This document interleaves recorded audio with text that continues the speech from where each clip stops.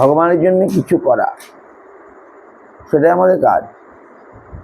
আর অন্য কাজ সেটা তো আমাদের অজ্ঞানতা প্রসূত, সংসার আদি আমরা করে ফেলেছি।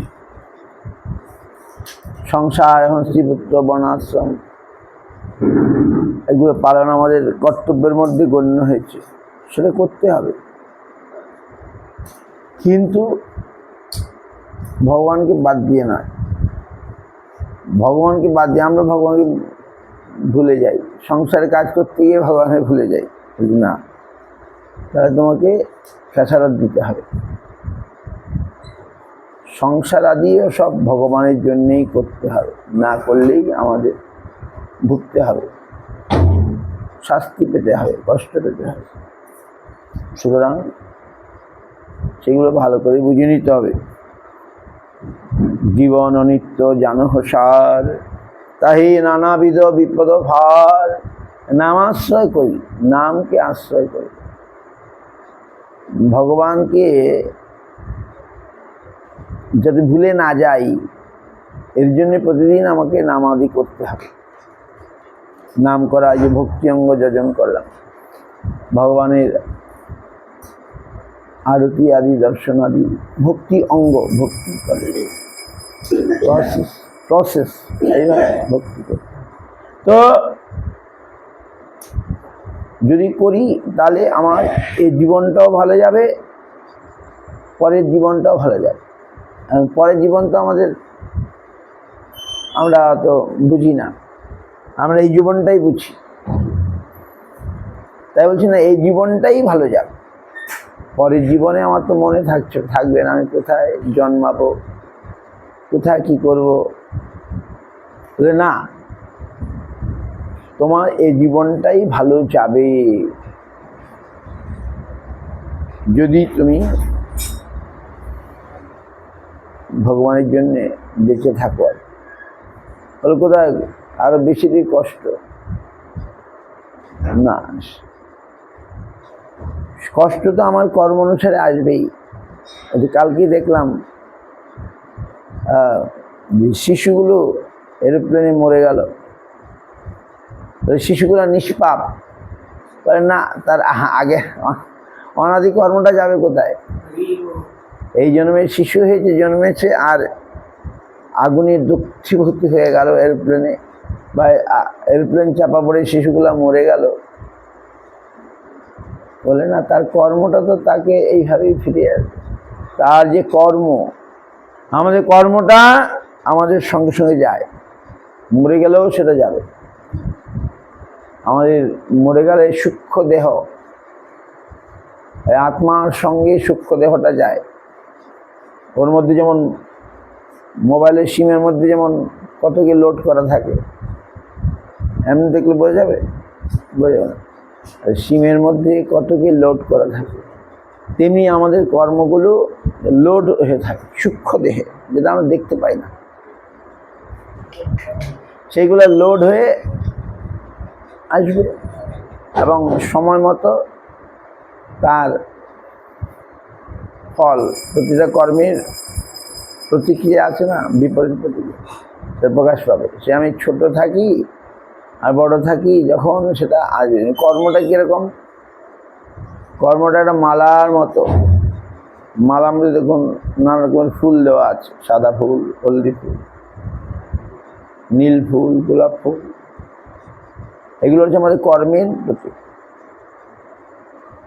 এই এক একটা পিরিয়ড আসবে, এই পিরিয়ডে আমি হয়তো খুব অসুস্থ হয়ে গেলাম, এই পিরিয়ডে আমার কিছু কষ্ট হয়ে গেল, আঘাত হয়ে গেল, অ্যাক্সিডেন্ট হয়ে গেল, এই কর্মটা ফিরে আসলো। এই যেমন কর্মটা, ওই যেমন আততায়ী ডাকাত খুন করে ফেললো, সেটা আমার কর্মটাই ফিরে আসলো। ডাকাত এসে আক্রমণ করে ফেললো, মানে কি আমার কর্মটা ফিরে আসলো। আমার কর্মটা যাবে কোথায়? আমি যেটা করেছি সেটা তো আসবেই, কোনোভাবে না কোনোভাবে ফিরে আসবে, কেউ ঠেকাতে পারবে না। এর জন্যই গুরু মহারাজের হরিকথা শোনো, কাউকে দোষ দিতে হয় না, খালি নিজেকে দোষ দাও, তাহলে তুমি বেঁচে যাবে। আমার কর্মই সে আমায় আঘাত করলো, আমি দেখলাম লোকটা কি নিষ্ঠুর, না আমার কর্মটাই ফিরে আসলো ওই মাধ্যমে। তা না কি হয়, কখন কার হবে কেউ বলতে পারে না। আমরা এই হচ্ছে ভগবানের নিয়ম। ভগবান কি বলে, ভগবান ইচ্ছা করে দেন না, নিয়মে, জগতের নিয়মে এটা হয়। ভগবান চান না আমরা দুঃখ পাই, ভগবান কখনোই চান না আমরা কষ্ট পাই, ভগবান চান। তাই ভগবান আমাদের জন্যে রোগ দিয়েছেন, আবার ওষুধও দিয়েছেন। রোগ কি? জ্বালা যন্ত্রণা দুঃখ সংসারে যে আমরা পেয়ে চলেছি, এগুলি রোগ। আবার ওষুধও দিয়েছে, যেমন আমরা রোগ হলে ওষুধ খাই, ওষুধ খেলে ভালো হয়ে যায়। আর ওষুধ যদি না খাই তাহলে কার দোষ? ভগবানের দোষ না ডাক্তারের দোষ? আমি ওষুধ খেলাম। তো আমরা এই সংসারে নানাবিধ দুঃখ কষ্ট পেয়ে চলেছি, তাহলে এখন কি করতে হবে? ওষুধ খেতে হবে। এটা আমার একটা ব্যাধি। এই ব্যাধি মুক্ত হবার জন্যে কৃষ্ণ বিস্মৃতি হচ্ছে ব্যাধি। কৃষ্ণ বিস্মৃতির থেকে নানাভাবে আমার কর্ম তৈরি হচ্ছে, কর্ম তারগুলো রিয়েকশন আসছে, প্রতিক্রিয়া আসছে। এর জন্যে আমাদের বুদ্ধিমান হতে হবে। যেমন আমরা রোগ নিরাময় করার জন্যে বুদ্ধিমান হই, যে কোথায় যেতে হবে, কোন ডাক্তার যেতে হবে, কোখানে গেলে ভালো হবে, কোন ওষুধটা খেলে ভালো হবে, আমরা বিচার করি, করে আমরা সেইভাবে যত্ন নিই। সেই রকম এখন ভবব্যাধি, ভবরোগ, কিতাব জ্বালা বলেন, আধ্যাত্মিক, আধি দৈবিক, আধি ভৌতিক। কিতাব জ্বালায় আমরা দগ্ধীভূত হচ্ছি,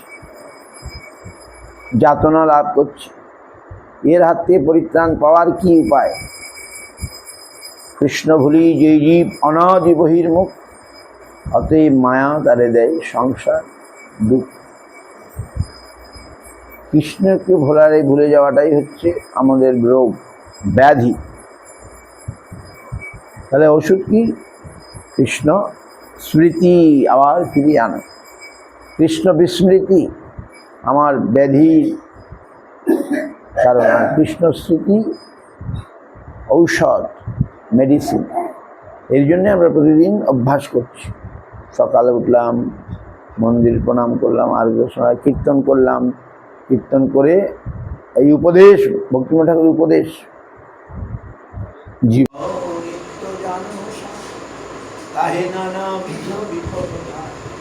একদিন আমি ইস্কনের কাছে কলকাতা থাকতাম, ইস্কনের রথযাত্রা হয়, তখন ওই মাঠে রবীন্দ্রনাথের অথবা রবীন্দ্র সদনের পাটের মাসে মাঠে মেলা হচ্ছে। জয়প্রমাণ ওই কথা বলবে,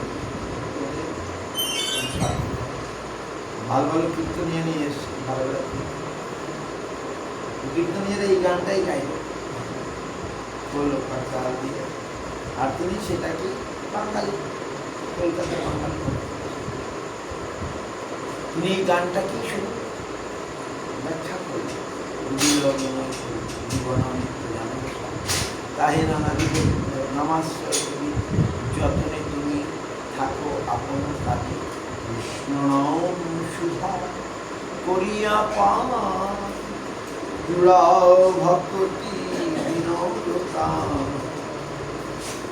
নাম বিনা কিছু নাই পাওয়া, ভুল মনোমান জীবের কল্যাণ সাধন কাম জগতে আসে মধুর নাম। অবিদ্যা তিমির তপন মাঝে, অবিদ্যা তিমির তপন রূপে হৃদি গগন বিরাজ। অবিদ্যা তিমির, তিমির মানে অবিদ্যা যেখানে সেখানে অন্ধকার। অবিদ্যা তিমির তপন রূপে হৃদি গগনে।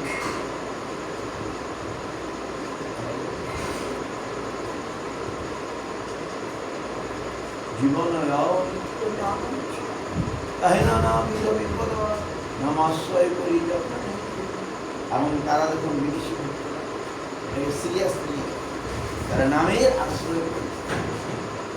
অবশ্য খুব বুঝি না, আমাকে নাম করতে হবে, এইটুকুটা বুঝবা। ছোটবেলা নাম করা, ছোটবেলা নাম করা তারা চেষ্টা করে। সকালবেলা উঠে এই যে এখন আরতি হলো, সবাই কালকে দেখলাম, দেখলাম রাজেন্দ্র দাস এখানে যে ভাগবত পাঠ করে, সুন্দর পাঠ করে এইখানে করোনাকে করল। ইউটিউবে দেখেন তো রাজেন্দ্র দাস, রাজেন্দ্র দাস গৌরীয় নয়, আমাদের এই সম্প্রদায় নয়, রামানন্দী সম্প্রদায় সম্মান করেন, গৌরীয়দের সম্মান করেন। তো তিনি এখানে সাধুরা চা খান।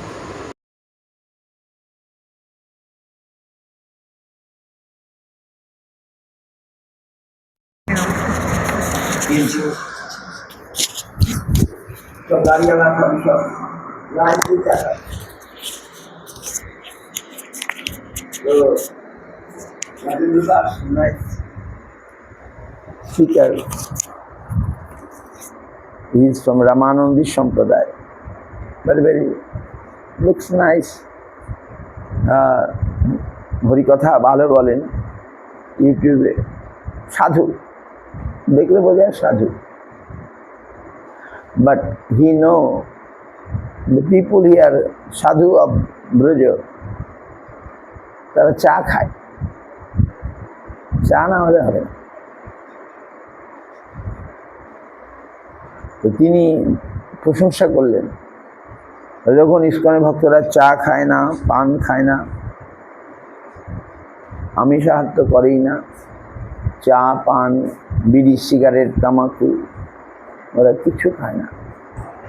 আর কতগুলো সাধু আছে, তামাক খাওয়াটাই হচ্ছে সাধুত্ব। তামাক গাঁজা ইত্যাদি খাওয়াটা, যেমন কদিন আগে উত্তরাখণ্ডে একটা হইল যে ভণ্ড সাধু ধরো, আমি ধরেছি অনেক, যে সাধু ভণ্ড সাধু মানে সাধু নয়, সাধুর বেশ ধরে এই 2 নম্বরই করার। উত্তরাখণ্ডে অনেকে ভাবে ধরেছে।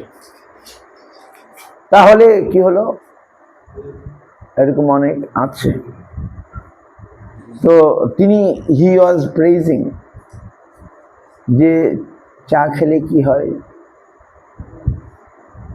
চা খেলে আমাদের ক্ষুধা নষ্ট হয়ে যায়,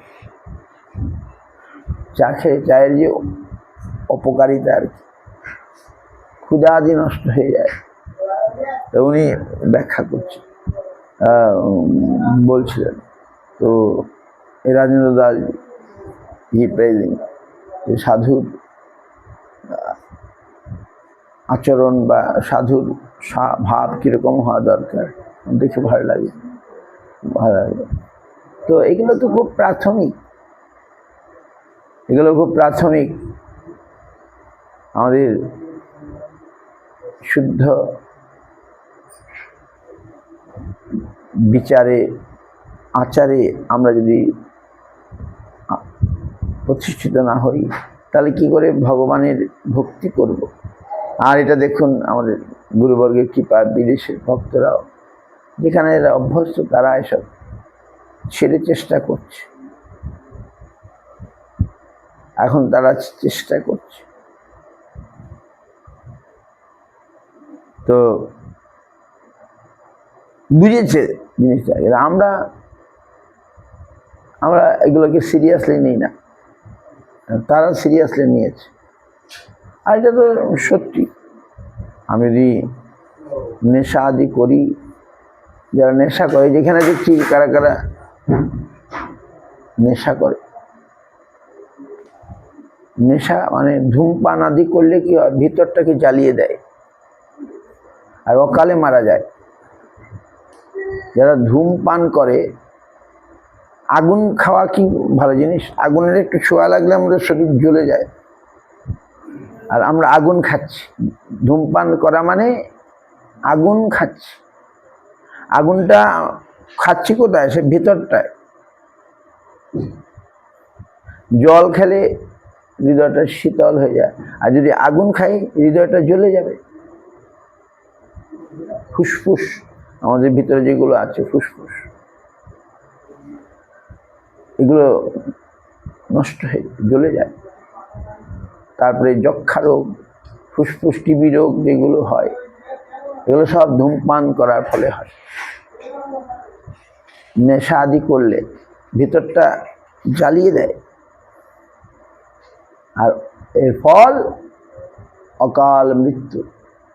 অকালে মৃত্যু, বাঁচবে না। আমি নিজে দেখেছি ভালো ভালো লোক, I so many good man, তারা বাইরে ভালো কিন্তু তারা নেশাগ্রস্ত। বিদেশে ওইরকম অজ্ঞান, তারা বাইরে ভালো কিন্তু রাত্রেবেলা নেশা করবে আর ঘুমিয়ে পড়বে, আর এর ফলে কি হবে? অকালে ভিতরটা নষ্ট হয়ে যাবে, জ্বলে যাবে। এই নেশাটা, ধূমপান, মদ্যপান, এগুলো তো তামসিক বস্তু।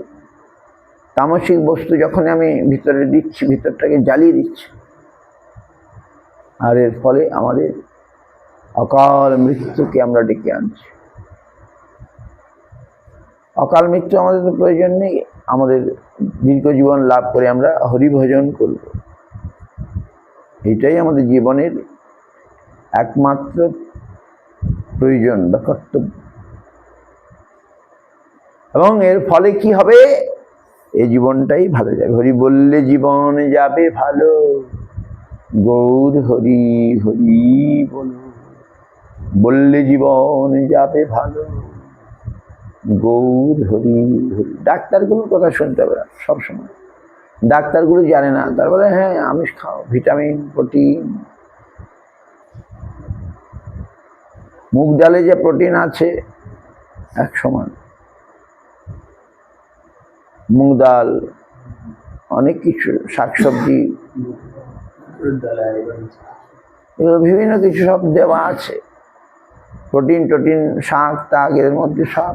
এই যে দেখুন সজনার ডাঁটা, এত মানে সজনার সব কিছু, সজনা গাছ, সজনার ডাঁটা, সজনা পাতা, এত উপকারী শরীরের জন্যে সে বলার মতো না। যেটা বলছেন মাংসাদির চেয়ে অনেক বেশি আছে প্রোটিন, ভিটামিন। সজনার ডাঁটা লোকে যেটা ভয় করে খেতে, সজনার ডাঁটাতে এত জিনিস। সজনার ডাঁটা কত দাম বাজারে? হ্যাঁ হ্যাঁ, বিদেশে এখন চিন্তিত পারছে, বিদেশে এই নিম গাছ, ওরা নিম গাছের অনেক দাম এখন বিদেশে, আমেরিকায় নিম গাছের এত দাম। নিম গাছ এত উপকারী, নিম, সজনে, এগুলো মহা মানে উপকারী বস্তু আমাদের শরীরে, সব দেখা যায় তো, সব দেয়। তো আমাদের অনুকূলভাবে, অনুকূল মানে যেটি আমার দেহ মনের পক্ষে ভালো, সেই সমস্ত জিনিস গ্রহণ করতে হবে। আর প্রতিকূল বর্জন করতে হবে, যেটু আমার দেহ মনের ক্ষতি করবে, তামসিক বস্তু, রাজসিক বস্তু, সাত্ত্বিক বস্তু। আর বিশুদ্ধ সত্য, নির্গুণ বস্তু, এগুলো বুঝতে হবে। নেশা করা নেশা খাওয়া, এগুলো হচ্ছে তামসিক জীবন, এগুলোর পরিণতি দুঃখ। আর সাত্ত্বিক জীবন ভালো, কিন্তু আমরা সাত্ত্বিকও, উই আর মোর দেন সাত্ত্বিক।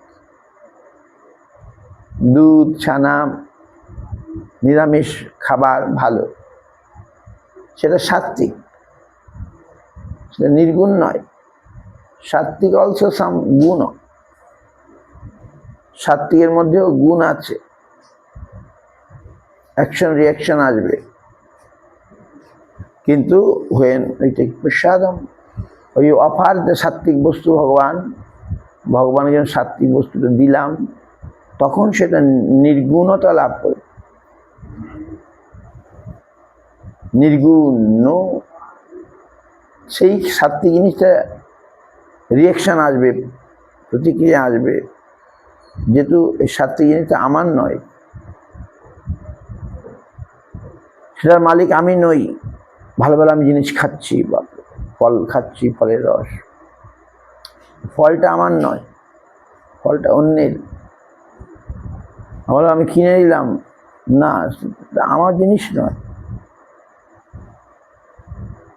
সব কিছুই তার, আরেকজন মালিকের। তখন আমি যদি এটা ভগবান যার জিনিস তাকে দিয়ে খাই, তাহলে আর আমার রিয়াকশান, প্রতিক্রিয়া করতে হবে না, এভরিথিং। সেই জন্যে এটা হচ্ছে শুদ্ধ জীবন, সাত্ত্বিক জীবন নয়। সাত্ত্বিক জীবনের উপরে বিশুদ্ধ সত্য বা নির্গুণ। এমনি খাবার, সাত্ত্বিক খাবার ভালো, কিন্তু যখন এটা প্রসাদ হয়ে যাবে তখন এটা আরো ভালো হয়ে যাবে, নির্গুণ হয়ে যাবে, মহাপ্রসাদ নির্গুণ। সুতরাং আমাদের প্রসাদ নিয়ে প্রতিদিন আমাদের জীবনটাকে রক্ষা করতে হবে, প্রসাদ ভোজন করতে।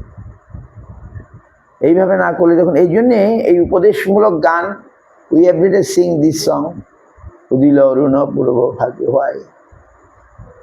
So importance is there. This song, so many nice advice is given every stranger. So nice advice is given. So in the morning we must, এই সকালবেলায় আমরা এই উপদেশগুলো শ্রবণ করে আমরা নিজেদেরকে সচেতন করতে পারবো, নিজেদেরকে রক্ষা করতে পারবো। উপদেশ না শুনলে, উপদেশ শোনা তারপরে পালন করা, অথচ আমি শুনেই গেলাম, কীর্তন করেই গেলাম, কিন্তু কীর্তন যেটা বলছে সেটা আমি পালন করলাম না, তো বেকার হয়ে যাবে। বুঝতে পারছি? এই জন্যে প্রতিদিন এই গানটা ভালো করে আমাদের ইয়ে করতে হবে, চিন্তা করতে হবে। তারপরে জীব জাগো, গানটা আমরা গিয়ে নিলাম। ভগবান যে উপদেশটা দিলেন, কেন আমরা গাই? এত সুন্দর উপদেশ আমাদেরকে মহাপ্রভু দিচ্ছেন। কত নিদ্রা যাও মায়া পিশাচি, ভজিব বলিয়া এসে সংসার ভিতরে, ভুলিয়া রহিলে তুমি অবিদ্যার ভরে। অবিদ্যাই হচ্ছে আমাদের সমস্যা। অবিদ্যা মানে কি? অবিদ্যা মানে অজ্ঞানতা। অবিদ্যা মানে অন্ধকার।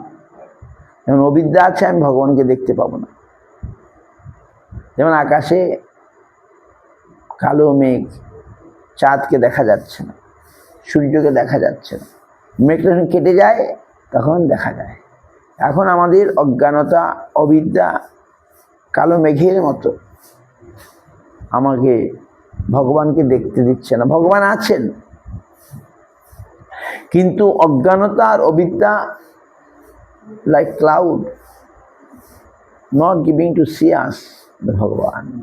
সর্বত্র ভগবান আছেন। আকাশে সূর্য আছেন, সে বলবে নাকি সূর্য নাই? মেঘলা আকাশ বলে কে বলবে সূর্য নাই?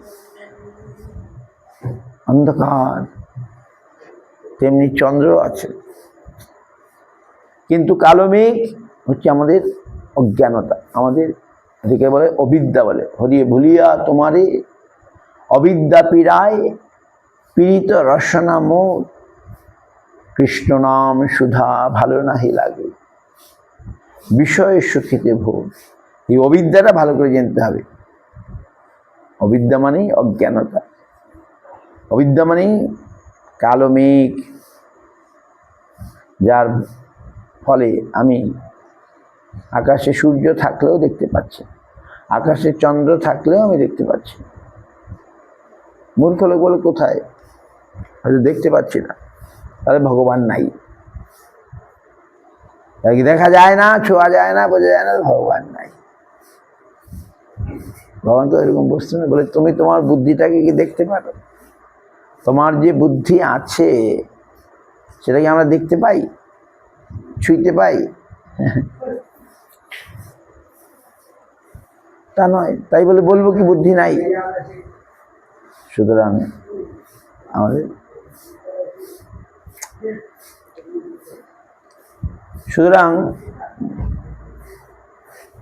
পরমার্থের আশ্রয় করতে হবে। অর্থ, এখন আমরা অর্থের জন্য বেঁচে আছি, খালি অর্থ অর্থ অর্থ। পরমার্থের দিকে নজর নেই। অর্থ পরমার্থ, পরার্থ, অর্থ পরার্থ পরমার্থ। পরমার্থের জন্য আমাদের সচেতন হতে হয়। অর্থ অর্থ অর্থ দরকার, অর্থ ছাড়া এক মিনিট চলে না। কিন্তু অর্থটাকে ইউজ করার যে প্রক্রিয়া, সেটা কে বলে দেবে? পরমার্থই বলে দেবে। নাহলে অর্থ কি হয়ে যাবে? অনর্থের কারণ হয়ে যাবে। এই অর্থ অর্থ কি হয়ে যাবে? অনর্থ। অর্থ হইলে অনর্থ। যদি পরমার্থের আশ্রয়ে থাকি তাহলে সেই অর্থের সদ্ব্যবহার আমি করব, আর জানালে অর্থ আমায় নরকে নিয়ে চলে যাবে। অর্থ আছে তো, অর্থের ব্যবহার আমি জানি না। মহাপ্রভুর আসার আগে জমিদাররা বিড়ালের বিবাহ দিত, আর অনেক টাকা খরচা করে দিত। মহাপ্রভুর আসার আগে দেশের অবস্থা বলছেন এরকম, বিড়ালের বিবাহ। পয়সা আবার খরচ করতে হবে যে কেউ ভাবে, পয়সাটা কি হয়? আমার কাছে পয়সা আছে, আমি আপনি কি করে আমি এটা ভগবানের কাজে লাগিয়ে দিই। আর যাদের পয়সা আছে খরচ করার উপায় নেই, বিড়ালের বিবাহ দিয়ে দাও, আর বিরাট উৎসব প্যান্ডেল করি, অর্থ খরচ। তো পরমার্থ না থাকলেই দেখুন অর্থের, আর যার পরমার্থ জ্ঞান আছে। লালাবাবু মুর্শিদাবাদের জমিদার ছিলেন, কান্দির জমিদার। কান্দিতে তার এখনো মন্দির টন্দির আছে, রাধা বল্লভ নাকি। Still now the Lalababu's house in Kandi, Murshidabad. I went. বাড়ির জমিদার, তার অনেক অর্থ আছে। একসময় বৈরাগ্য হলো, তিনি চলে আসলেন বৃন্দাবনে 300 বছর আগে। তখন গড়িয়ে মোটর হয়নি। প্রভুপাদ আসলে তিনি তো বাঙালি ছিলেন, কারণ এখানে কোনো থাকার জায়গা বলতে, বাঙালি জায়গা বলতে ওইটা লালাবাবুর মন্দিরে থাকতেন। সে লালাবাবু এসে দেখেন বৃন্দাবনে সাধুদের কত কষ্ট, রাস্তাঘাট নাই, শীতের কম্বল নয়, কত কষ্ট। দেখুন এইখানে এখনো এই গোবর্ধন রাধাকুণ্ডে no electricity, day time no electricity, রাত্রিটা খালি দেয়। আর ইয়েতে যান, একটু শহরে যান, দিল্লি টিল্লি যান, ইলেকট্রিক কোনো অভাব নাই। আমাদের যেমন কলকাতায় ইলেকট্রিক আছে, আগে তো গ্রামে টামে ইলেকট্রিক থাকতোই না, গ্রামে ইলেকট্রিক থাকতো না। আর এখানে সেটা গ্রাম, এখানে ইলেকট্রিসিটি থাকছে না। তো সেটা গ্রাম বলে সরকার আর অত নজর দেয় না। তখন সেই রকম গ্রাম, তো বৃন্দাবন গ্রাম, এখন তো পাথরের শহর হয়ে গেছে। আর কত কষ্ট সাধুদের। তাই তিনি বলে, আরে আমার তো অনেক টাকা পয়সা আছে, সেগুলো নষ্ট হবে কেন? সেগুলো তিনি নিয়ে আসলেন। লালাবাবু দেন came without anything, খালি শূন্য হাতে এসেছিলেন। But when he seen how Vrindavan sadhus are getting some pain, মানে austerity, no proper light, here no electricity. Electric না হলে তো লাইট চাই, হারিকেন জ্বালাতে হবে, না হলে তো অন্ধকারে থাকতে হবে। তো তিনি ভাবলেন যে I can, so much money I have, I can bring it and help them here. So he did that. দাদাবাবু তার অর্থ আদি তখন খালি হাতে চলে এসেছিলেন, কিছু নাই, বৃন্দাবন যাব। বেলা যে যায় এই কথা শুনে, আমার জীবনের বেলাও তো যায়। ধুপিনীর মেয়ে বলছে বাবাকে যে বেলা তো যায়, বাসনায় আজ দাও। বাসনা মানে ওদের ভাষায় উনুনে আজ দাও, বাস। তখন লালাবাবু ওই পথ দিয়ে যাচ্ছিলেন। তিনি অনেকদিনই ভাবছিলেন যে বৃন্দাবনে যাবো, বৃন্দাবনে যাবো, আর ফুরসত হয় না কাজকর্মের চাপে। এই কথা শুনেই ধুপিনীর মেয়ে যে বলছে বেলা যে যায়, সন্ধ্যা হয়ে আসলো, বেলা যাচ্ছে, কাপড়টা সিদ্ধ করতে হবে, তো কাপড় সিদ্ধ করে তবে তো কাচবে। তখনই বললেন না, এক্ষুনি আমি চলে যাই, রাস্তা থেকেই চলে যাবো। তখন তার গাড়ি ঘোড়া হেঁটে হেঁটেই আসতো, নদী পথে আসা যেত, আর বাকিটা হেঁটে, আর নাহলে গরু গাড়ি বেশিরভাগ। আমরা যখন এক চক্রা যাই, চট করে, আগে রাস্তাঘাট ছিল না, ওই একটা কি স্টেশন আছে, এই রামপুরহাট স্টেশন ছিল না, তার আগে একটা স্টেশন প্রভুপাদ গিয়েছিলেন। তখন ওইখান থেকে, ওই স্টেশন থেকে গরুর গাড়ি করে বা ভৈষের গাড়ি করে মালপত্র নিয়ে এসে তার এক চক্রা এসেছিল। কি নাম জানি স্টেশনের নামটা মনে পড়ে, রামপুরহাট স্টেশন পরে হয়েছে। তো তখন প্রভুপাদেরও আগে, তখন তারা হেঁটেই চলে গেছিলেন বৃন্দাবন, হেঁটেই, হাটে মহাপ্রভু তো হেঁটে হেঁটে সব ঘুরেছেন দক্ষিণ ভারত। দক্ষিণ ভারত থেকে আবার কখনো বৃন্দাবন যাচ্ছেন, উত্তর ভারত, ঝাড়খণ্ডের উপর দিয়ে যাচ্ছেন, দক্ষিণ ভারত চলে যাচ্ছেন। তার এবারে সব মানচিত্র আছে, মহাপ্রভু কোন দিকে কোন দিকে কোন দিকে গেছেন, হেঁটে হেঁটে পথে সমস্ত স্থান তীর্থ। এখন শোনা যায় সাইকেলে কেউ চলে গেছে রাশিয়া, সাইকেলে চলে গেছে কোথায় দেখা যায় না, এইরকম। তো এইভাবে আমাদের জীবনটাকে পরিচালনা করা দরকার। যা কিছু করব তার যেন একটা মূল্য হয়।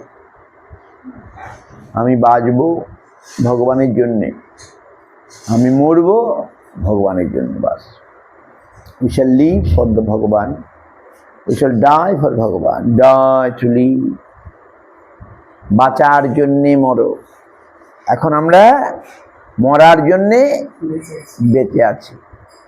গুরু মহারাজ বলতেন বাঁচার জন্যে মরো।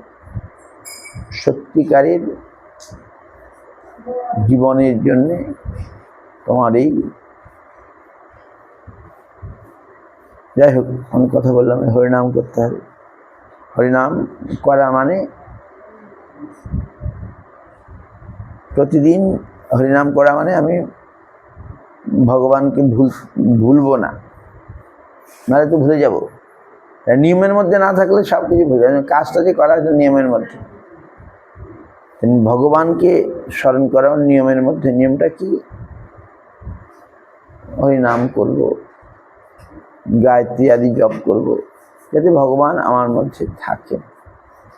আমি ভগবানকে বাদ দিয়ে বাঁচতে চাই না, ভগবান নিয়ে আমি বাঁচতে চাই। তাই গুরু মহারাজ এমন একটা তুমি পদ্ধতি প্রসেস করে নাও তোমার জীবনের মধ্যে, যেন তুমি ভগবানকে নিয়ে বাঁচতে পারো।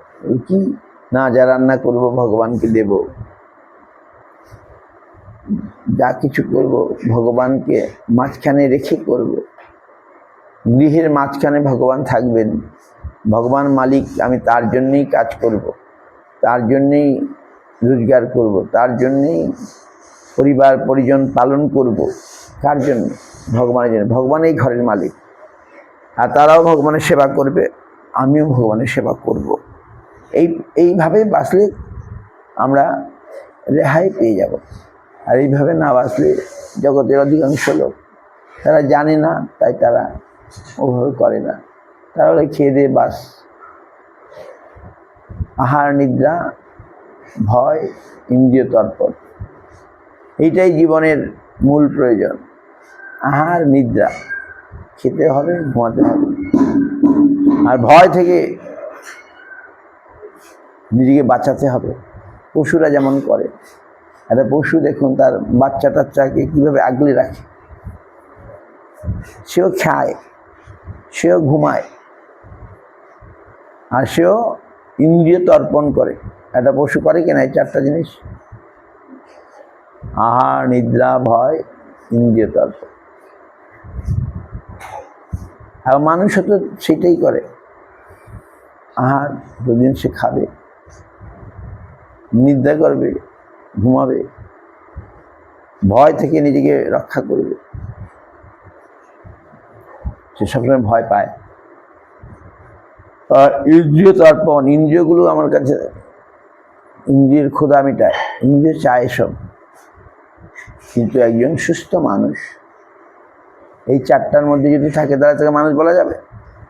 পশুদের কি আহার নিদ্রা ভয় ইন্দ্রিয় তর্পণের পশুরা করে, কিন্তু মানুষ তার চেয়ে বেশি করে। সে ভগবানের শরণ নেয়, ভগবানকে নিয়ে বাঁচে, যেটা পশুরা করতে পারে না নাকি? সে ভাগবতে আছে, শৌনকাদি ঋষিগণকে বলছেন, সুতমুনি, যারা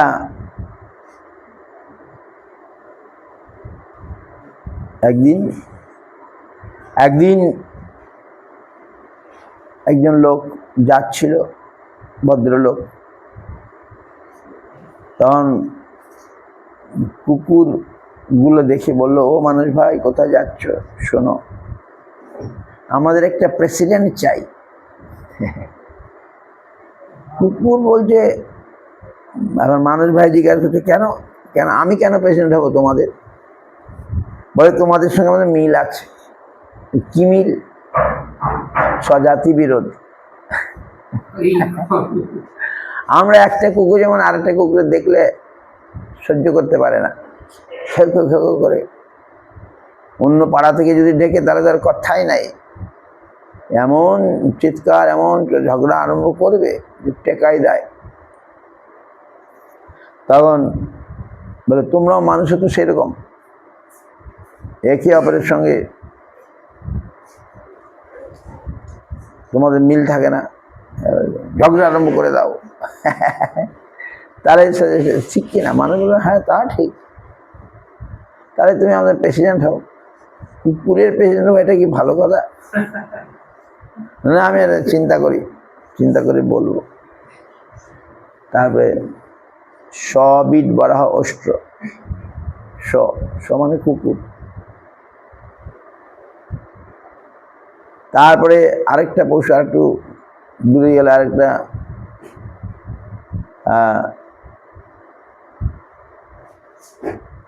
বরাহ মানে শুকরও দেখে বলো, মানুষ ভাই আমাদের একটা প্রেসিডেন্ট চাই, তুমি আমাদের প্রেসিডেন্ট হও। প্রেসিডেন্ট মানে কি? কেন তোমার প্রেসিডেন্ট বলে, তো তোমার সঙ্গে মিল আছে, কিছু কিছু মিল আছে। কি মিল আছে? এই শুকুর যা করে, অসংখ্য পুত্রকন্যা উৎপাদন করে আর বিষ্ঠা ভোজন করে। শুকুর কি খায়? শুকুর কি খায়? মল খায় না? হ্যাঁ, বিষ্ঠা ভোজন করে। তো তোমাদের মিল আছে। মানুষ বলে, দেখি আমি চিন্তা করি। তখন উষ্ট্র, আর একটা বাকি রয়ে গেল, উষ্ট্র মানে উট, গাধা, এই চারটে পশু। গাধা বলছে যে, এ মানুষ ভাই আমাদের প্রেসিডেন্ট হও। বল, কেন? পদতাড়িত। গাধা গাধিনীকে খুব সময় লাথি মারে, গাধিনী না, গাধিনী গাধাকে খুব লাথি মারে পদতাড়িত, পা দিয়ে, তবু গাধা গাধিনীকে ছাড়ে না, পদতাড়না পেয়েও ওর পিছনে পড়ে থাকে, তাই না? তো পদতাড়িত। তখন গাধা বলছে যে আমার সঙ্গে মিল আছে, মানুষ দেখুন সংসারাদি করে কত রকম যাতনার মধ্যে কেউ ছাড়তে পারে না, কেউ ছাড়তে পারে না, এমনই লাথি খাবে তবু ছাড়বে না, পদতাড়িত। তো মানুষ বলল ঠিক আছে চিন্তা করবো। এবার উট, উট ভার বাহিত্য, সে ভারই বহন করে। উট এই দেশে বেশি করে, আমাদের দেশে উট দেখা যায় না। এই উট, উট মানে কি জল না খেয়ে অনেক সময় থাকতে পারে, এই জন্য মরুভূমিতে উট দেখা যায়। হ্যাঁ, উট দিয়ে ওরা ভার বহন করে, বড় বড় বোঝা সমস্ত উটের পিঠে চড়িয়ে দেবে, উট চলে যাবে।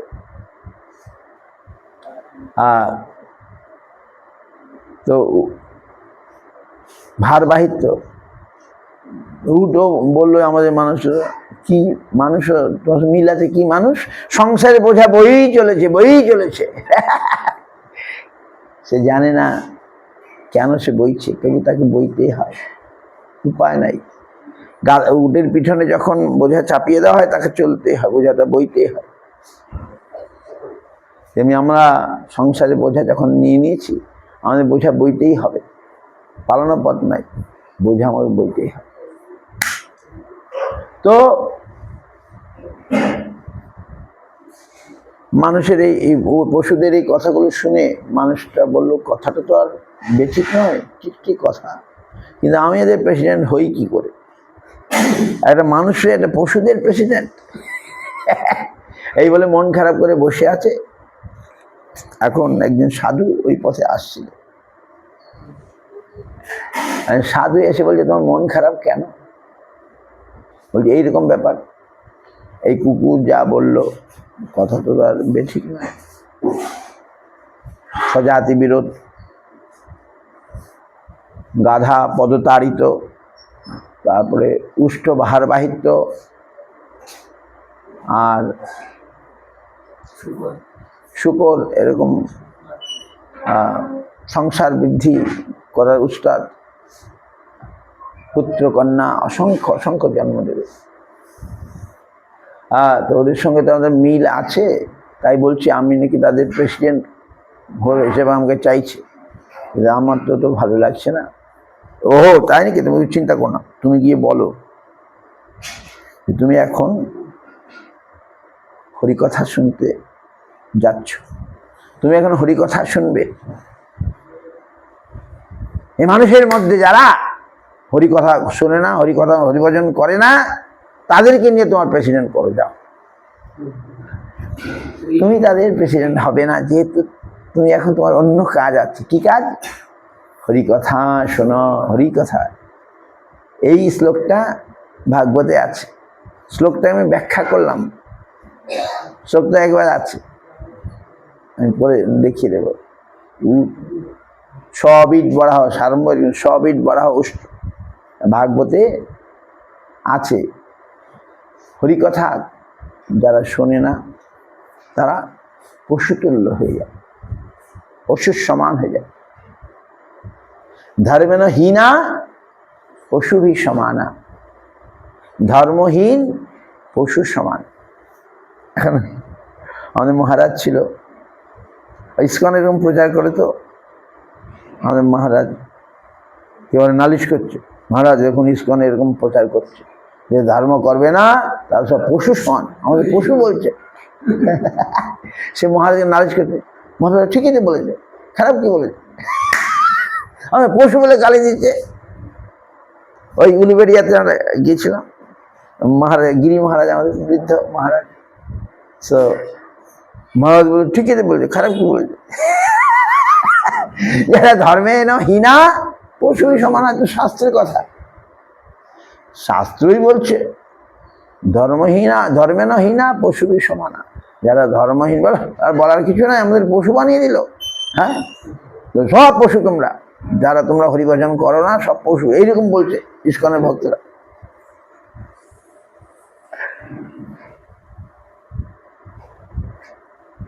বাস মহারাজ বলছে ঠিকই তো বলেছে, ধর্মহীন যারা পশু তো এই আহার নিদ্রা ভয় করে, ভয় এটা মৈথুন, আশা নিদ্রা ভয় ইন্দ্রিয় তর্পণ পশুরা করে। মানুষ যদি করে এইটাই, এই চারটাই যদি মানুষ করে তাহলে তো সেটা পশু সমান হয়ে গেল। কিন্তু তার ঊর্ধ্বে মানুষ কি করতে পারে? এই যে ভগবানের দিকে আসতে পারে। পশু সেটা পারে না, পশুর সেই জ্ঞান বিবেক নাই, মানুষ পারে। এই যে দেখুন, এই যে গরু, আর খালি খেয়ে যত খেতে দেবে খাবে, তারপরে ঘুমাবে, নিজেকে বাঁচানোর জন্য সে মারতে আসবে ভয় থেকে এসে, তারপরে সেও বাচ্চা পয়দা করবে, তারও বাসনা কামনা বাসনা আছে, কিন্তু তারা আসবে কীর্তন করতে আসবে না। কিন্তু গরুর ভাগ্য ভালো, সে দুধ দিয়ে ভগবানের সেবায়। এই গরুর জন্ম পশুদের মধ্যে লাস্ট জন্ম হচ্ছে গরু পাওয়া যায়, পশুদের মধ্যে গরু জন্ম হচ্ছে লাস্ট, গরু পরে সে মানুষ হয়ে যাবে, শ্রেষ্ঠ জন্ম। যাই হোক, তো এইভাবে আমাদের জিনিসগুলো বুঝতে হবে। হ্যাঁ, যে আমাদের এই জীবনটা, অথচ আমার মধ্যে কেন এগুলো দেওয়া হলো না, একটা প্রশ্ন হবে, why these things is there, we have lust, we have so many bad things in us। বলে এটা অনাদিকাল থেকে আছে, দেওয়া মানে কি, আছে আমার মধ্যে, we are made like this, আমাদের মধ্যে এগুলো আছে অনাদিকাল থেকেই, আমার সৃষ্টির প্রথম থেকেই আমাদের অনাদি। কবে থেকে আছে কেউ বলতে পারে না, কবে থেকে আমাদের যাত্রা শুরু কেউ বলতে পারে না। জীবনে অনাদি কর্মফল, অনাদি, আদি নাই এর। আমরাও আছি, ভগবানও আছে, আমরাও আছি, যে আমাদের নতুন তৈরি করলেন সেটা নয়, আমরা আছি।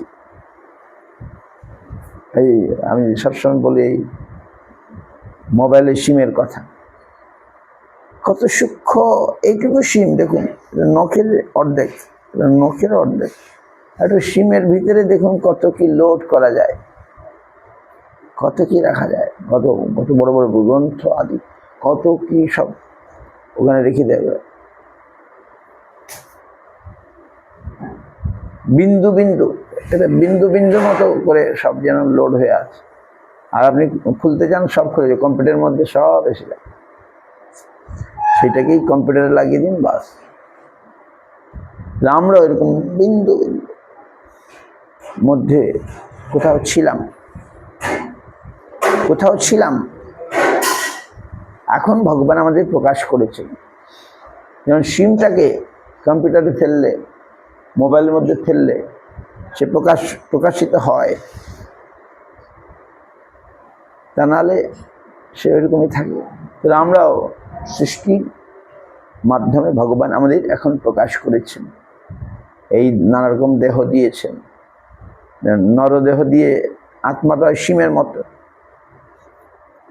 তার প্রকাশ হচ্ছে পশু দেহে, মানে পশু বিভিন্ন রকম দেহ দেওয়া হচ্ছে, এগুলো আছে, আমরা অনাদিকাল থেকে আছে।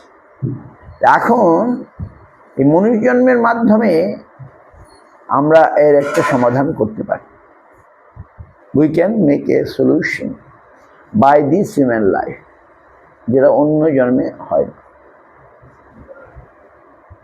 অন্য জন্মে সেটা আমরা করতে পারি না, কিন্তু মনুষ্য জন্মে সেটা আমরা করতে পারি, কেননা মনুষ্য হচ্ছে উন্নত, চেতনের উন্নত মানুষের মধ্যেও নাই। চেতন কীরকম? চেতন মানে আচ্ছাদিত চেতন, সংকুচিত চেতন, মুকুলিত চেতন, বিকচিত চেতন, পূর্ণ বিকচিত চেতন। জৈব ধর্মের পিছনে আছে, জৈব ধর্মগ্রন্থের পিছনে এই কথাগুলো আছে। আচ্ছাদিত চেতন মানে যেমন গাছপালা, পাহাড় পর্বত, চেতনতা আছে। গাছগুলো বাড়ে কিনা, তার ফল ধরে, কিন্তু সে চলতে পারে না, এক জায়গায় দাঁড়িয়ে থাকে। পাহাড়ও বাড়ে, সে চলতে পারে না। এই যেমন এই গোবর্ধন, সে কমছে, দিলেই কমছে বা বেড়ে যায়। তো আচ্ছাদিত চেতন বলে। চেতনতা আছে কিন্তু আচ্ছাদিত আছে। সংকুচিত চেতন, যেমন এই পশু পক্ষী, এদের চেতনতা আছে দেখুন, কিন্তু তারা চলতে পারে। জঙ্গম, স্থাবর জঙ্গম। স্থাবর চলতে পারে না, গাছপালা চলতে পারে না, স্থাবর জঙ্গম। পশু পক্ষী এরা চলতে পারে, তারও চেতনতা আছে। সংকুচিত, মুকুলিত চেতন, বিকচিত চেতন। মুকুলিত চেতন বন মানুষ দেখেছেন? সে মানুষের মতো, কিন্তু বন মানুষ, কাপড় চোপড় পরে না, কিছু পরে না, পশু মাংস আদি খায় আগুনের মধ্যে। তারাও ইন্দ্রিয় ভোগ করে, কিন্তু তার চেতনতা মুকুলিত হয়েছে। কিন্তু আর বিকচিত হচ্ছে, বিকচিত মানে একজন ভদ্রলোক, কিন্তু ভগবানের ভক্তি নাই, আমরা দেখি না, ও জ্ঞান আছে, তার চেতনতা বিকচিত। আর একজন ভক্ত পূর্ণ বিকচিত চেতন, মানে সে জানে আমি কে, ভগবান কে। তাহলে এই চেতনের এই একটি স্তর। আমরা এখন কোন স্তরে আছি? আমরা যদি ভদ্রলোক হই কিন্তু ভগবত ভক্তিহীন, বিকচিত চেতন, পূর্ণ বিকচিত চেতন নয়, তার চেতনতাটা উন্নত চেতনতা নয়। আরেকজন ভক্ত, সে জানে ভগবান কি বস্তু, আমি কি বস্তু, ইত্যাদি। তাই পূর্ণ বিকচিত চেতন। আমরা কোথায় আছি? এদের মধ্যে চেতনা। এই জন্য মাদার টেরিজাকে বলেছিল, মাদার টেরিজা তো কি হয়েছে? Mother Teresa got Nobel Prize in India, you know. Mother Teresa একজন বিদেশিনী। কোন দেশের লোক? Which country, do you know? Netherland? হ্যাঁ, মাদার টেরিজা তখনকার দিনে, হ্যাঁ, ইউরোপের লোক। উনি তখন এই ভারতে কলকাতায় থাকতেন। কলকাতায় তিনি নোবেল প্রাইজ পেয়েছেন। নোবেল প্রাইজ কেন? তিনি মানুষের সেবা করতেন। তখন দ্বিতীয় বিশ্বযুদ্ধ চলছে, মানুষ কেটে ফেলে দিচ্ছে, তিনি এদের সেবা করতেন। এখন ওই যে বানিয়েছেন, এরা খ্রিস্টিয়ান, ওই যে স্কুল বানিয়েছেন কলকাতায়, আছে না মাদার টেরিজার স্কুল। মাদার টেরিজা খুব নাম। উনি এত সেবা করেছেন, তার জন্য তাকে নোবেল প্রাইজ দেওয়া হয়েছে, মাদার টেরিজা। এখন মাদার টেরিজাকে গিয়ে ভক্তরা বলছে, ইস্কনের ভক্তরা, আপনি তো এত, হ্যাঁ হ্যাঁ,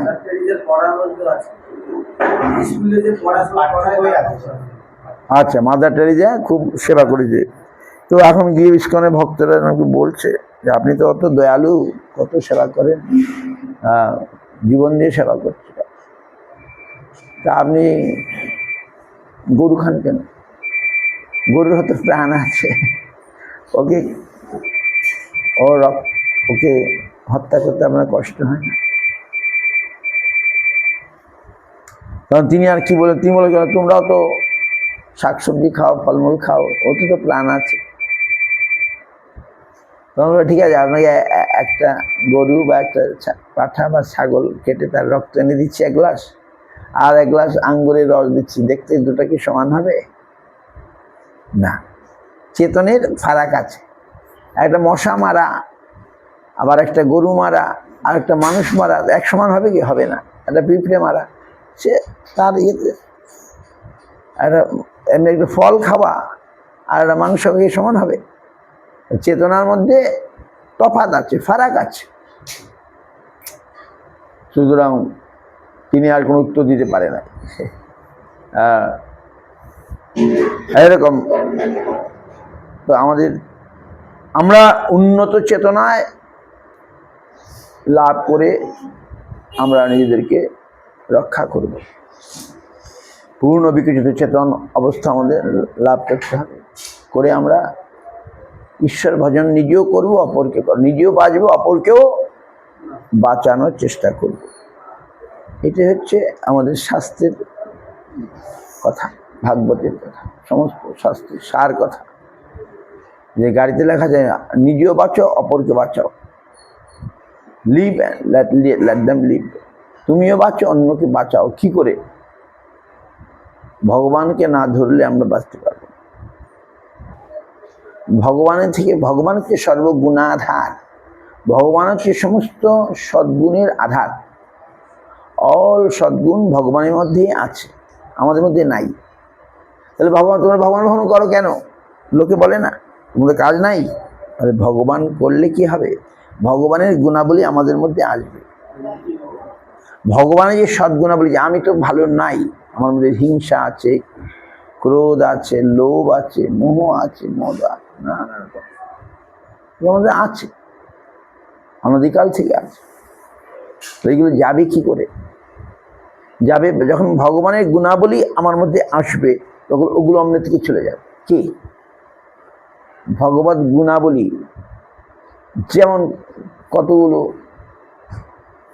ময়লা জল, তারপর কতগুলো পরিষ্কার জল এসে গেল, স্রোত এসে গেল, ময়লা জল আর দেখা যাবে কি? ময়লা জল একটা ড্রেন দিয়ে চলে যাচ্ছে, আর তারপর হঠাৎ বান আসলো, ভালো জলের বান আসলো, ময়লা জল আর খুঁজে পাওয়া যাবে? পাওয়া যাবে না, ময়লা জল কোথায় হারিয়ে যাবে। তেমনি আমাদের মধ্যে যে অসৎ গুণাবলী আছে, বদ গুণাবলী আছে, খারাপ গুণাবলী আছে, খারাপ গুণ যে করে বলে, খারাপ গুণ তো বলে মানে দোষ, সেইগুলো আছে। তখন সেখানে সৎ গুণাবলী আসবে, তখন সেগুলো ভেসে চলে যাবে। কি? এই জন্যে সেই সদ্গুণাবলীর পূর্ণতা কার মধ্যে আছে? ভগবানের মধ্যে, কৃষ্ণের মধ্যেই সমস্ত সদ্গুণ পূর্ণ মাত্রায় আছে। Krishna is the only who has all the good quality in a full level, পরিপূর্ণ মাত্রায়। কৃষ্ণের মধ্যে, ভগবান পরমেশ্বরের মধ্যে সমস্ত সদ্গুণাবলী পরিপূর্ণ মাত্রায় আছে। এই জন্য যখন আমরা কৃষ্ণ কৃষ্ণ বলছি, কৃষ্ণ অনুশীলন করছি, কৃষ্ণ নিষেবন করছি, কৃষ্ণ সেবা করছি, তখন সেই সৎ গুণাবলী আমাদের মধ্যে এসে যাবে। আর তখন ওই অসৎ গুণাবলী, অসৎ দোষ, গুণ তো না দোষ, তখন চলে যাবে। ওই একটা স্রোতে যেমন আরেকটা জিনিস চলে যায়, সদ্গুণাবলীর স্রোতে অসৎ গুণাবলী ভেসে চলে যাবে। এটি হচ্ছে উপায়, এটি দ্য প্রসেস, এটি দ্য প্রক্রিয়া। তাহলে যাবে কি করে বলুন? আমাদের কি নাম, মাধবপ্রিয়া, নেপালের, ও বলছে ছেলেটাকে এইখানে পাঠিয়ে দিয়েছে বৃন্দাবনে, যে না ওইখানে পরিবেশ ভালো না, ওখানে স্কুল ভালো না, যাতে সৎ গুণাবলীর সৎ একটা এনভায়রনমেন্টের মধ্যে থাকতে পারে। সেরকম আমাদেরকেও একটা সৎ এনভায়রনমেন্ট মানে পরিবেশ, পারিপার্শ্বিকতার মধ্যে থাকতে হবে, যাতে করে যখন আজ মন্দিরে থাকছেন, এখানে বাধ্য হয়ে সকালবেলা উঠতে হচ্ছে, স্নান করতে হচ্ছে, মন্দিরে আসা হচ্ছে। বাড়ি ঘরে থাকলে তো কেউ বলবেও না, করবে না, যেমন চলবে। তেমনি আমাদের জীবনটা এমন কোনো স্থানে থাকতে হবে, এমন কোনো জায়গায় থাকতে হবে যে সেখানের বাতাবরণটাই ভালো, সেখানের পারিপার্শ্বিকতাটাই ভালো, যে আমাকে ভালো করে দেবে। আমার ক্ষমতা নেই আমি আমাকে ভালো করি, আমি যেখানে থাকবো সেই বাতাবরণটা আমাকে চালিত করবে কিনা, আমি যে পারিপার্শ্বিকতার মধ্যে থাকবো সেটাই আমাকে প্রভাবিত করবে এবং চালিত করবে। আমি চাইলেও হবে না। কি? আমি যে পরিবেশের মধ্যে থাকবো বাধ্যই আমাকে সেইটার সঙ্গে মানিয়ে নিতে হবে, উপায় নাই। সেই রকম তাহলে কি করতে হবে? আমাদের এমন পরিবেশে যেতে হবে, এমন বাতাবরণে যেতে হবে এমন এনভায়রনমেন্টে যেতে হবে। দেখুন ইনারা বিদেশ থেকে এসছে, এখানে থাকা তো চারটিখানি কথা নয়, ভিসা পাসপোর্টের করতে করতে ওদের দম বেরিয়ে যায়, পয়সা দিতে হয়, এখানে থাকার জন্য পয়সা দিয়ে থাকতে হয়, এমনি ফ্রি থাকতে পারছে না। ভারতবর্ষে থাকার জন্য ভারত সরকারকে টাকা দিতে হবে, কদিন পরে পরে ভিসা রিনিউ করতে হবে, রিনিউ করা মানে টাকা দাও। তবু আমরা এখানে থাকবো কেন? এই বাতাবরণটা পাওয়ার জন্য। এই বাতাবরণটা আমি আমার দেশে পাচ্ছি না, এই বাতাবরণটা, এই পরিবেশটা, এই পারিপার্শ্বিকতাটা আমি আমার দেশে পাচ্ছি না। আমি ভারতে এই ধর্মক্ষেত্রে, ধর্মস্থানে আমি থাকবো, তার জন্য পয়সা খরচ হোক। তবু সেদিন আমি তো পয়সা তো খরচা করতে খুব কৃপণের মতো করি, কেননা পয়সা তো আমার নয়, ভগবানের পয়সা, লোকে আমায় দিচ্ছে। তো সেদিন ভাবলাম গুরু মহারাজের উৎসবটা আমাকে যোগ দেবেন। আমি পূর্ব এক্সপ্রেসে কোনোদিন আসি না, পূর্ব এক্সপ্রেসে আসি না। পূর্ব এক্সপ্রেস ভালো ট্রেন, দেখুন না, ঝড়ের গতিতে আসে, আর অন্য ট্রেন বৃহস্পতিবার ট্রেন থেমে থেমে থেমে থেমে আসে। আর কিন্তু টিকিট কাটলাম যে না, গুরু মহারাজ উৎসবটা আমি অ্যাটেন্ড করতে হবে। গুরু মহারাজ উৎসবটা যদি আমি অন্য ট্রেনে যাই তাহলে আমার উৎসবটা অ্যাটেন্ড করা যাবে না। এই জন্য আমি যা পয়সা চাইলো তাই দিয়ে টিকিট আমাকে যেতেই হবে, আমার গুরু মহারাজ উৎসবটা অ্যাটেন্ড করতে হবে। এই জন্যে ভগবানের জন্যে আমার যা করতে হয় আমি তাই করব, তার জন্য আমার অধিক খরচা হোক তবু করবো, ভগবানের জন্য করব, আমি অন্য কিছুর জন্য করব না। ঠিক আছে, দেখ আমি আর সময় নেব না, পাঠ কীর্তন ইত্যাদি করতে হবে। আর আপনারা করবেন তো, আর এখানে প্রতিদিন প্রণাম করবে তো যাবেন। আমরা যেখানে আছি এই স্থান আমাদের থাকার জন্য নয়, this place is not for us to stay. যারা অতি উন্নত চেতনার অধিকারী তারাই এই রাধাকুণ্ডে থাকবেন, আমরা দূরে থাকবো, এটা আমাদের গুরু বলছে। এইখানে থাকা আমাদের জন্য নয়। বাবাজি মহারাজ ডেইলি পরিক্রমা করে, ডেইলি এসে সকালে, মানে ডেইলি এখানে থেকে প্রণাম করতে হবে, রাধাকুণ্ডে গিয়ে প্রণাম করতে হবে। এই স্থান আমাদের থাকার কথা নয়, কিন্তু যেহেতু আমাকে দেওয়া হয়েছে স্থান, আমাদের এখানে প্রণাম নিয়ে করে বাঁচতে হবে আর কি। এই হচ্ছে এই স্থানের মহিমা। এই স্থান এই জন্যে দেখুন মানুষ পয়সা খরচা করে এখানে থাকে। এই যেমন একটা প্রভু, সে বিএসএফ এরিয়েছিল, পুলিশ, বিএসএফ পুলিশ ছিল, যে লোকটা মারা গেল আর কি, যাকে ডাকাতটা মেরে ফেললো, সে ধনী লোক, তার মৃত্যু এই সময় এরকম, তার মৃত্যু হবে, করার নেই। বিনোদ দাস,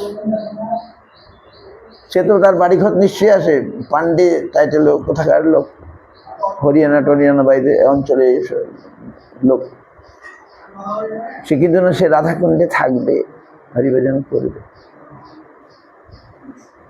কিন্তু সে যেটা করেছে সেটা তো নষ্ট হবে না, সে যে হরিভজন করেছে সেটা যাবে না, তার পূর্ব নির্ধারিত হবে তার মৃত্যু এরকম হবে, কিছু করার নেই। তার পূর্ব একটা ছিল যে এইভাবে তার মৃত্যু হবে, তাই না? কিন্তু সে যেটা করে গেল, সে যে হরিভজন করে গেল, যেটা কি নষ্ট হয়ে যাবে? সেটা নষ্ট হবে না, সেটার ইয়েতে আবার পরবর্তীকালে সে তার জীবন চালু হবে। কিন্তু তার মৃত্যুটা এরকমই লেখা ছিল, তার মৃত্যুটা এরকম হবে, কিন্তু সে যেটা করে গেল সেটা নষ্ট হবে না। আর মৃত্যুটা হয়তো পূর্বজন্মে কে কি, প্রহ্লাদ মহারাজ পূর্বজন্মে ভক্ত ছিল না, স্বামী স্ত্রীতে ঝগড়া করে জঙ্গলে চলে গিয়েছিল, আর ঝগড়া করে যাওয়া হয় আর কি, সারাদিন কিছু খায় নাই, রাত্রেও ঘুমায় নাই দুজনাতে। সেদিন ছিল নৃসিংহ চতুর্দশী, সেদিন ছিল নৃসিংহ চতুর্দশী, সেই যে উপবাস করলো নৃসিংহ চতুর্দশী, আর কিছু খেলো না, ঘুমালো না, রাত্রি জাগরণ হয়ে গেল আর উপাসে গেল। তার ফলে পরবর্তীকালে প্রহ্লাদ ভক্তরূপে জন্ম নিয়ে নিল। শাস্ত্রে আছে, আমি গুরু মহারাজ বলেছেন। তো আমরা এই জ্ঞাতসারে হোক অজ্ঞাতসারে হোক, যদি ভগবানের জন্য কিছু করা হয়ে যায় আমাদের ভালো হবে। যাই হোক, আপনারা এসছেন এই বৃন্দাবন ধাম ব্রজধাম, আর আমিও পয়সা খরচ করে আনি, যাক একজনকে যদি আমি আনি তার যদি ভালো হয় তাহলে আমারও কিছু ভালো হবে। যেহেতু তারা যে বৃন্দাবন ধামে আসে, এই যেমন এই যে প্রভুটা বয়স্ক, আমি জানি বয়স্ক, দেখলাম আমার একটা টিকিট খালি ছিল সেদিন, আমার টিকিট একটা খালি ছিল। আমি যদি টিকিটটা নষ্ট হবে, আমার পয়সাটা নষ্ট হবে, আমি কি করি? আমি যখন বেরিয়েছি, আবার স্টেশনে আসি, গাড়ি ধরতে যাচ্ছি, লোকটা তখন রাস্তায় দাঁড়িয়েছিল। আরে লোকটা ভালো ব্রহ্মচারী, মানে বিবাহ টিবাহ করে না, মোটে মোটে মন্দিরে কাজ করে, রান্না টান্না কাজ করে। তা আমি চাই এই লোকটা কী করে কাজে লাগানো যায়, আমি কাজে লাগানো পাচ্ছি না।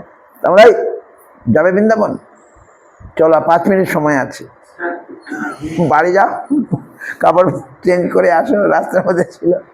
তা আমি ভাবলাম আমার টাকাটা নষ্ট হবে, অন্তত আমি জানি না এই প্রভু আসবে, এই প্রভু আসবে, এটা আমার জানা ছিল না। ইনারা দুজনে আসবে, তাহলে আর ওনাকে আনতাম না, ওই টিকিটে ওনারা আসতে। তো এই প্রভু পরে দিয়ে এই প্রভু ফোন করলো যে ইনারা আসতে পারেন। আচ্ছা, আমরা ঠিক আছে, আর ইনাকে বলা হয়ে গেছে। তারপরে যে আমি কী করি, তারপরে আমি আবার বলছি স্টেশনের দিকে চলে, আর তারপরে বলছি তো লোক আমার হয়ে গেছে, এখন কী করি, না করে উপায় নাই। আমি আনছিলাম এই রান্না টান্না করে একটু সাহায্য টাহায্য করবে, এই জন্যে এই মানুষে আমার পয়সাটা, টিকিটটা নষ্ট হবে না, ভালো গাড়ি। তো এই জন্য যাক, আমি যে আনলাম, তো আমার তো তাকে বৃন্দাবন ঘুরালাম, তাতে ভগবান খুশি হবে। ওনারও ইচ্ছা আছে, 5 মিনিটের মধ্যে উনি রেডি হয়ে গেল। রেডি হয়ে আমার পিছুটার নাই, তো সংসার নাই, বউ ছেলে নাই, ওই ঝামেলা কম আছে। তো উনি চট করে রেডি হয়ে গেল, চলে আসলো, ওনার সঙ্গে চলে আসলো। তো এই উদ্দেশ্য যে একটা লোকের ভালো আমি যদি করি তাহলে আমারও ভালো হবে, এই হচ্ছে ব্যাপার। আমাদের নিজেও বাঁচতে হবে, অপরকেও বাঁচাতে হবে, সাহায্য করতে হবে। কী দিয়ে সাহায্য? বলে টাকা পয়সা অর্থ দিয়ে না, এগুলো তো পারমার্থ দিয়ে সাহায্য হচ্ছে সবচেয়ে বড় সাহায্য। পরমার্থ দিয়ে যে উপকার, সেটা শ্রেষ্ঠ উপকার। অন্য ভাত কাপড় টাকা পয়সা ইত্যাদি দিয়ে সাহায্য মানুষকে করলে মানুষের দরকার হয়, করি আমরা, কিন্তু এটা তো মামুলি উপকার। আর পরমার্থ, তাকে ভগবানের দিকে নিয়ে আসা। যেমন একটা ডাকাত চোর, ওই যে দেখুন, সেও গিয়ে হসপিটালে চিকিৎসা নিচ্ছে, একজন হসপিটাল বানালো সকলের মঙ্গলের জন্য, সেখানে সে চোর ডাকাতও গিয়ে সুবিধা নিচ্ছে। কিন্তু আমরা বললাম না, আমরা হসপিটাল বানাবো, সেখানে তাতে হরিভজনও শিক্ষা দেব, যাতে করে সুস্থ হয়ে সে আবার ডাকাতি না করে। নাহলে হসপিটালে আমি তাকে চিকিৎসা দিল, সরকার এখন কী করছে, চিকিৎসা দিচ্ছে, চোর ডাকাত গিয়ে ওখানে চিকিৎসা নিচ্ছে, নিয়ে আবার সে চোর ডাকাতেই রয়ে যাচ্ছে। তাহলে তার উপকার হলো কি বলুন? দেশের উপকার হলো কি, মঙ্গল হলো কি? সেই হসপিটালটা আমি বানাবো, বানিয়ে তাকে সেখানে হরিভজন যদি শিক্ষা না দিই, তাহলে আমার ডাকাতি প্রবৃত্তি, হিংসা প্রবৃত্তি তো থেকেই গেল। তাহলে হসপিটাল বানিয়ে কী লাভ হলো, স্কুল বানিয়ে কী লাভ হলো? আমি স্কুল বানালাম, সেখানে যদি তাকে পরমার্থ শিক্ষা না দিই, সে কী করবে? সে আবার লাজেন হয়ে যাবে, সে আবার তার বুদ্ধিটা লেখা, সে দেশের অমঙ্গল করে দেবে, ক্ষতি করে দেবে, হিংসা। সুতরাং আমাদের এই পরমার্থকে নিয়ে বাঁচতে হবে। গুরু মহারাজ started the lecture, you read someone saying the cow killing, right? Cow killing, গুরু মহারাজের সূক্ষ্ম আরো হাই। উনি বলেন, I am not a member of cow saving member. I have something more. এই সমাজ সেবা, দেশের সেবা, এইগুলো তো মামুলি জিনিস। ওই যে গোরক্ষা, গুরু মহারাজকে একজন বলছিল যে গোরক্ষা, কাউ ভালো, গরু ভালো, কিন্তু আমি তো কৃষ্ণ কনসিয়াস, আমি তো কৃষ্ণ চেতনায় উদ্বুদ্ধ থাকতে চাই। এখন দেখুন, গরু রক্ষা করতে গিয়ে মানুষ মেরে দিচ্ছে নাকি, গরু রক্ষা করতে গিয়ে মানুষ মেরে দিচ্ছে, এই নিয়ে সমাজে আবার নানা রকম হয়ে যাচ্ছে। তো we are not member of a cow protection committee. Guruma বলছেন আমি হচ্ছে কৃষ্ণ কনসিয়াসনেস, আমি Krishna consciousness member, Krishna consciousness member. Guru Maharaj কত ফাইন, কত সূক্ষ্মতার ব্যাখ্যা করেছেন। তো আমাদের চিন্তা চেতনাটা এই দেশ, জাতি, সমাজ ইত্যাদির মধ্যেই সীমিত নয়, আমার হাইয়েস্ট লেভেলে পৌঁছতে হবে, উপকারের হাইয়েস্ট লেভেল। যে কৃষ্ণকে বাদ দিয়ে আমি অনেক কিছু করলাম, সেটা হয়ে যাবে শূন্য। রাম নাম এক অঙ্ক হে আর সব শূন্য। কৃষ্ণ নাম এক অঙ্ক হে। কৃষ্ণকে বাদ দিয়ে তুমি দুনিয়ার অনেক কিছু করলে সব শূন্য হয়ে যাবে। যেমন আমি এক লিখলাম, এক লিখে শূন্য দিলাম 10 হবে, আরেকটা শূন্য দিলে 1000, 100 হবে, 1000 হবে, 10,000 হবে, লক্ষ হবে, কোটি হবে, অর্বুদ কত চলে যাবে, বাড়তেই থাকবে, শূন্যটা বাড়তে থাকবে। আর একটাকে মুছে দিই, কি হবে? সব শূন্য হয়ে যাবে। রাম নাম এক অঙ্ক হে, কৃষ্ণ নাম এক অঙ্ক হে, আর সব শূন্য। এবারে আমাদের জীবন থেকে কৃষ্ণকে মুছে দিই, তাহলে আমার জীবনে যা কিছু করলাম সব শূন্য হয়ে যাবে। জীবনে অনেক কিছু করলাম, কিন্তু ভগবানকে মুছে দিলাম, ভগবানকে সরিয়ে দিলাম। ভগবান দরকার নেই, ভগবান কি করবে? ওই সিপিএম এর মতো, কমিউনিস্টের মতো, বলে সব শূন্য হয়ে যাবে, সব শূন্য হয়ে যাবে। ভেরি কেয়ার না, আমি যা কিছু করবো ভগবান আগে থাকবে, তারপরে যা কিছু করব তাহলে তার মূল্য বাড়তেই থাকবে, বাড়তেই থাকবে, বাড়তেই থাকবে, তাই না? কত সাইন্টিফিক, কত বৈজ্ঞানিক। আমি যা কিছু করব ভগবানকে নিয়ে করব, ভগবানকে আগে রাখবো, ভগবান আগে, তারপরে আমার সংসার, অমুক তমুক যা কিছু। তাহলে এখন আমাদের ধনী ধনী লোকের, এবারে পুরীতে দেখলেন না, কি নাম? কুম্ভ মেলা আর পুরীতে প্রসাদ দিচ্ছে, কি নাম লোকটা, ধনী লোকটা? আদানি। আদানি দেখি যে স্বীকৃতি পাবে। সে সাধারণভাবে দিচ্ছে না, বলে প্রসাদ দিচ্ছে, এমনি খাবার দিচ্ছে না, ইসকনের মাধ্যমে, ইসকনের মাধ্যমে দাদা প্রসাদ হয়ে যাচ্ছে। আদানির বুদ্ধিটা ভালো, সে এমনি খাবার দিতে পারত, সে সেটা করেনি। সে ইসকনের কে দায়িত্ব দিচ্ছে, তোমাকে আমি টাকা দিচ্ছি, তুমি এবারে প্রসাদ দাও। This good. আমি ভাবছিলাম সব না, সব না, যেমন টাটা মানে না ভগবানকে, টাটা মানে না, বিড়লা মানে।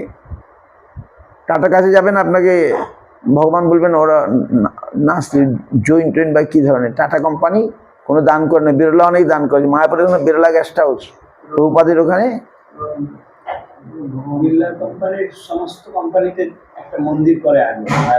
বিড়লা, বিড়লা ভগবান কি মানে। ওই মায়াপুরে দেখেন না গেস্ট হাউসে বিড়লা করে দিল প্রভুপাদের সময়, বলে বিড়লার কাছে যাওয়া তো ধনী, বিড়লা মন্দির, বিড়লা লক্ষ্মীনারায়ণ মন্দির, বড় বড় মন্দির আছে দিল্লিতে, তারপরে কলকাতায় বিড়লার বিরাট লক্ষ্মীনারায়ণ মন্দির, ওরা অনেক বিড়লার বড় মন্দির, কলকাতায় বিরাট বড় মন্দির, নবদ্বীপ বালিগঞ্জে হয়েছে না বিড়লার মন্দির, হয়েছে না? হ্যাঁ, বিড়লার মন্দির আছে, কিন্তু টাটার মন্দির পাবেন কোথাও? হয়েছে, হয়েছে। টাটা নাস্তিক মতো আর কি, টাটার অনেক ইয়ে আছে, টাটার কিছু নাই, সব ধনী নাই। আদানি ওই এই পথে নামে আসলো। যাই হোক, আপনার করুন, বাঞ্ছা করুন। অর্থ থাকলেই পারে না, বুঝতে পারছো? সবার ভাগ্য থাকা চাই।